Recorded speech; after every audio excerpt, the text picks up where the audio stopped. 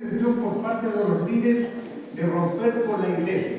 Un primer ejemplo fue la Reforma Bohemia entre 1380 y 1436, precursora de la Reforma Protestante, que inicialmente solo buscaba poner remedio a las prácticas de la Iglesia contrarias a la Biblia. En el siglo XV, la corrupción en la Iglesia era generalizada y los creyentes devotos buscaban rectificar la situación. El rechazo de la Iglesia a atender estas críticas condujo finalmente a cismas que originarían sectas cristianas protestantes que desarrollaron bajo denominaciones como luterismo, calvinismo, anglicanismo, entre otros.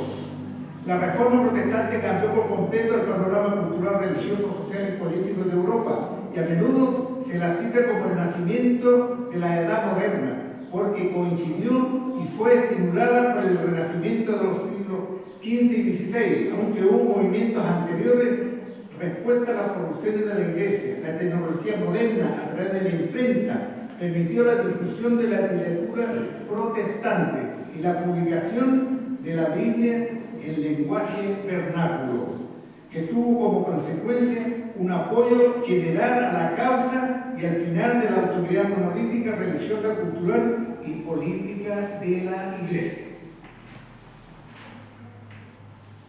Primeras herejías y reformistas. Estos movimientos fueron condenados por la Iglesia como herejías y condenaron sistemáticamente, a menudo de forma violenta, en un intento del clero por mantener su autoridad y poder. Uno de los primeros fue el de los paulicianos, entre los siglos VIII y IX, que defendían una vuelta a la sencillez del primer cristianismo y de la vida de San Pablo. Rechazaban los sacramentos de la Iglesia. Los paulicianos terminaron siendo lapidados, quemados en la hoguera y exiliados. Siguieron otros movimientos como el de los bohemicos en el siglo XVI y el de los cátaros en los siglos XI y XIII, a los que a su vez siguieron otros. El clérigo, filósofo y teólogo inglés John Wycliffe, 1330-84, desafió la autoridad clerical. Su estilo de vida lleno de lujo y su arrogancia, afirmando que todos debían tener acceso a la Biblia, obra que no debía quedar presa en manos de unos pocos privilegiados que se encargaban de interpretarla para todo el resto, de manera que solamente daban poder a la jerarquía. Tradujo la Biblia del latín al inglés medio, la llamada Biblia Wycliffe, a lo que es más probable dirigió a sus amigos y colaboradores en su traducción. Wycliffe sostiene que la Escritura era la única autoridad y que la jerarquía de la Iglesia, incluido el Papa, no eran acordes a la Biblia. Difundió sus puntos de vista a través de los predicadores laicos y de panfletos impresos mediante xilografía, impresión en madera. Sin quererlo, contribuyó al estallido de la sangrienta revuelta de los campesinos.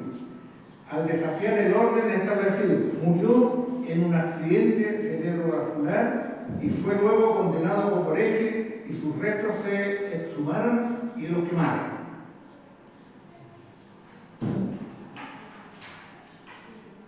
Wycliffe inspiró a Jan Hus, filósofo, teólogo y rector de la Universidad de Carlos Praga, que conservó la escritura de Wycliffe y defendió la Reforma. Era especialmente crítico con la venta de indulgencias, documento que vendía la Iglesia para reducir significativamente el tiempo en el purgatorio. Tal como lo había sido Wycliffe, sus primeras reclamaciones fueron toleradas, pero cuando cuestionó la validez de las indulgencias y la autoridad del Papa, fue arrestado, quemado en la hoguera en el año 1415. Sus seguidores siguieron luchando por la Reforma y posteriormente por separarse de la Iglesia. Sus esfuerzos continuaron contra la Reforma Bohemia, que finalmente llevó a la guerra husita entre los reformistas husitas y los partidarios de la Iglesia, que acabaron triunfando en el conflicto. Martín Lutero y las indulgencias. Aunque actualmente estos reformistas son reconocidos como los pioneros de la Reforma, no hay evidencia de que tuviera influencia sobre el más importante, Martín Lutero, un monje alemán que también protestó contra la venta de la indulgencia, independientemente de las fechas que se escojan para la reforma protestante de Martín Lutero. Tiene un papel fundamental y su trabajo, su carisma, su inteligencia pusieron en marcha un movimiento que él nunca había querido y que sin duda ni siquiera pudo imaginar. Al principio, gracias. Muchas gracias.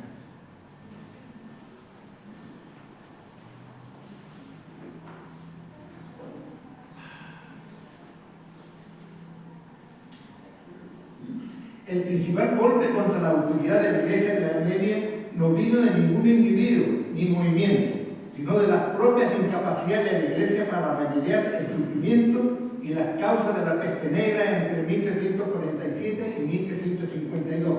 La epidemia asoló Europa y ninguno de los esfuerzos de la Iglesia sirvió para aliviar el sufrimiento o para frenar la pandemia. La gente empezó a fiarse de remedios populares o súplicas o espíritus o ancestros a la vez que rezaban a la Virgen o a los santos. Al mismo tiempo no existía ninguna otra autoridad espiritual más que la Sagrada Iglesia Católica Romana. El hecho, el cielo, el purgatorio y el infierno eran entendidos como realidades absolutas y para evitar el infierno y reducir el tiempo en el purgatorio había que eliminar cualquier duda y adherirse a las enseñanzas de la Iglesia. Entre ellas estaba la eficacia de las indulgencias que se adquirían para acortar la estancia en el purgatorio o la de los seres queridos y hacer más rápida la subida del alma al cielo. Martín Lutero era un monje agustino, doctor en teología y profesor de la Universidad de Wittenberg, cuando el fraile dominicano Johann Tetzel llegó a la zona para vender indulgencias y financiar la reconstrucción de la Basílica de San Pedro en Roma. Tetzel era un vendedor eficiente, famoso por su frase: cuando el oro suena en el cofre, el alma rescatada salta hacia el cielo. En otras palabras, que tan pronto como se adquiriera una indulgencia, el ser querido era liberado del fuego purgatorio. Lutero no estaba de acuerdo en general con esta práctica y no podía tolerar que Tetzel vendiera indulgencias en la región.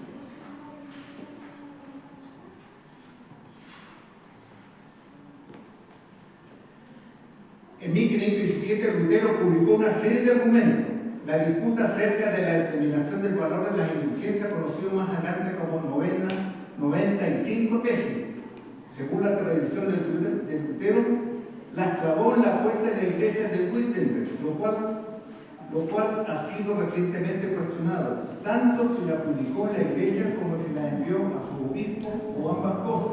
El hecho es que fueron copiadas por sus amigos y simpatizantes de Lutero, y gracias a la invención de la imprenta, hasta 1840, se difundieron rápidamente todas en Alemania, llegando a otros países, incluidos Inglaterra y Francia.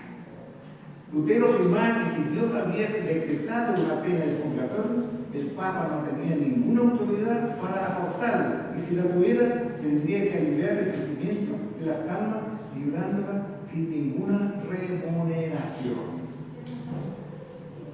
La excomunión y el comienzo de la reforma.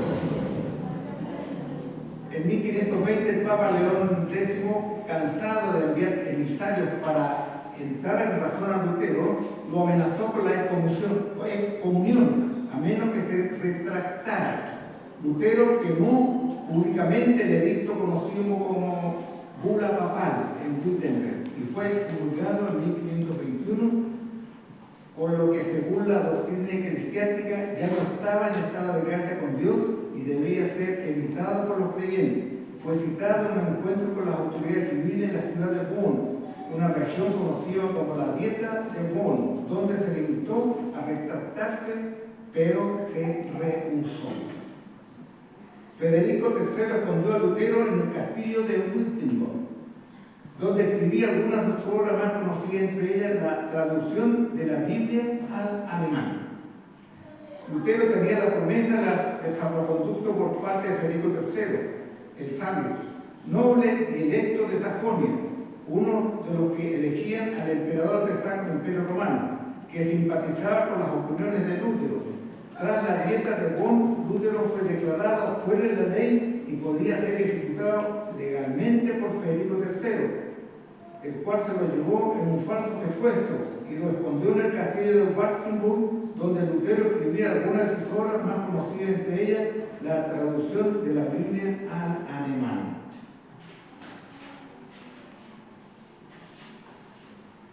De nuevo, gracias a la imprenta, la Biblia alemana de Lutero tuvieron disponible a bajo costo y se convirtió en un bestseller. Su desafío a la autoridad religiosa inspiró a otros a hacer lo mismo y aunque no fue su intención, ni lo apoyó. Se desató el inicio de la guerra de los campesinos alemanes, que fracasó en parte cuando él denunció la violencia que amenazaba la aristocracia, entre los que se encontraba su patrón Federico Sabio. Sus actos, sin embargo, habían encendido la chispa que se extendió desde Alemania hacia otros países.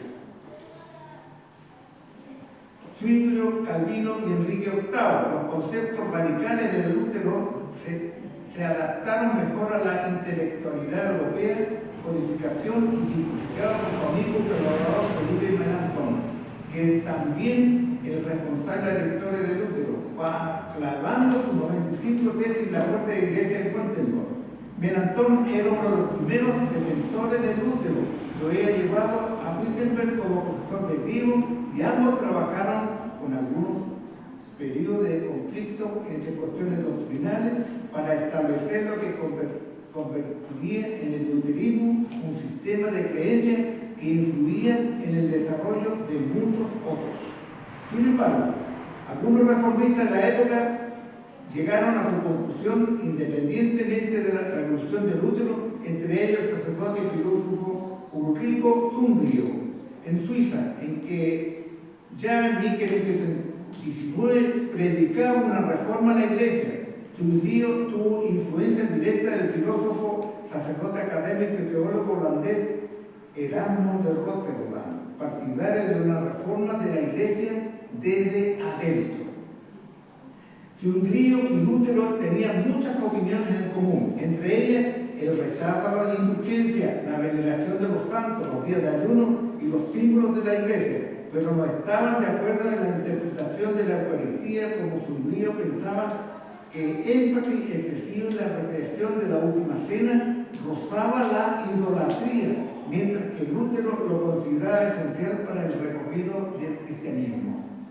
Por otra parte, el teólogo Juan Calvino tuvo una influencia directa de Lutero, nacido con el nombre de Johann Calvin en Francia. Calvino era abogado, su amigo Nicolas Koch, defensor de la Reforma, fue forzado a abandonar su cargo en el Collège Royal de París y a huir a Versailles en Suiza, tras las acusaciones de partidarios hostiles de la Iglesia Católica. La asociación de Calvino con Koch usó también su exilio a Basilea, donde en 1536 publicó su famoso libro Institución de la Religión Cristiana, que establecía su teología y su interpretación del movimiento reformista. La institución de la religión cristiana hacía énfasis en la primacía del individuo, en su relación con Dios, manteniendo que no era necesario ningún intermediario y que la Iglesia Católica era contraria a la Biblia. Desde el punto de vista de Calvino, el propio Dios había dado al individuo los medios para comulgar con lo divino y la sencillez estaba en el centro del mensaje del cristiano.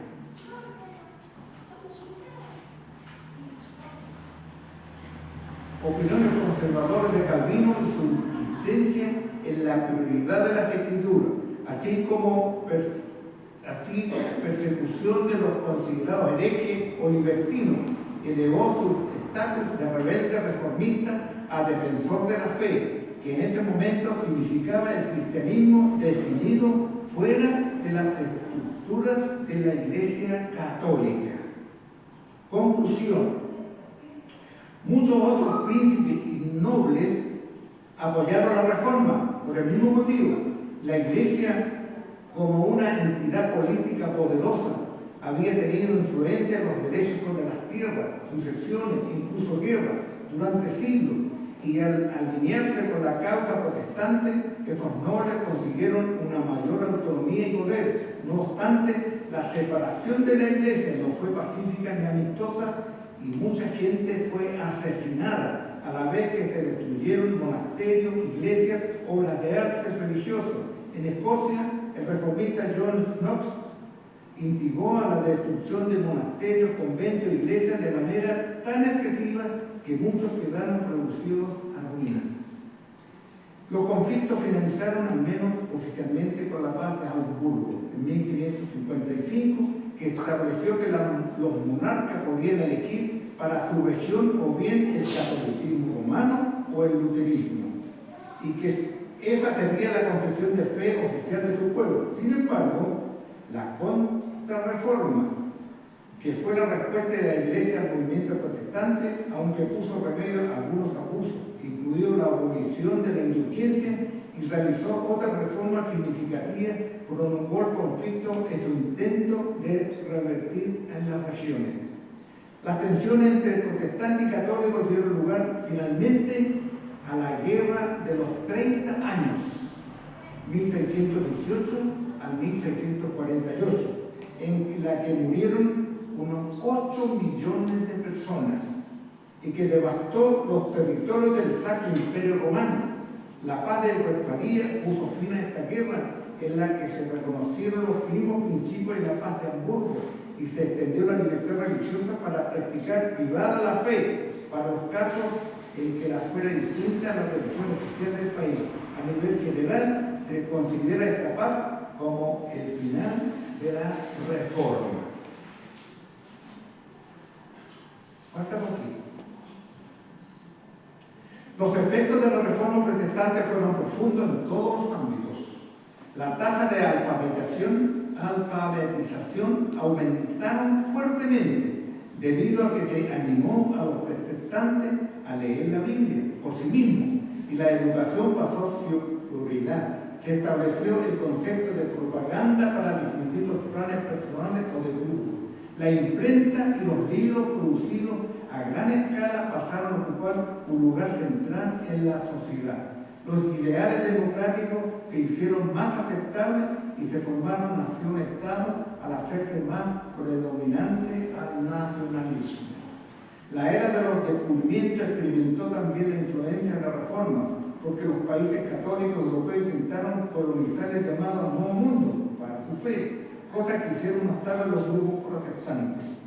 Las consecuencias de la reforma fueron, de hecho, de tan amplio espectro que son prácticamente imposibles de enumerar, aunque ninguno de los actores principales pudiera al principio imaginar algo semejante.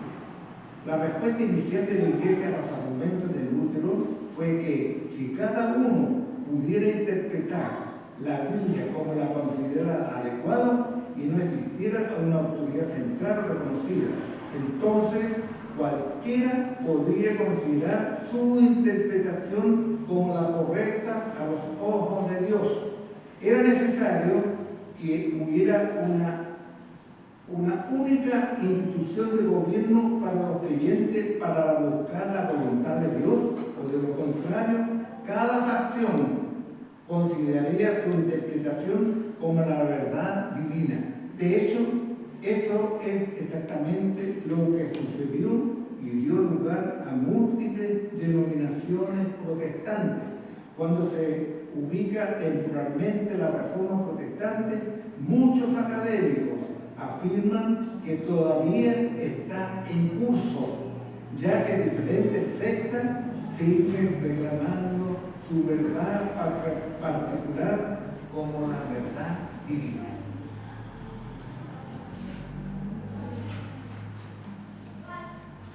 Eso sería todo mi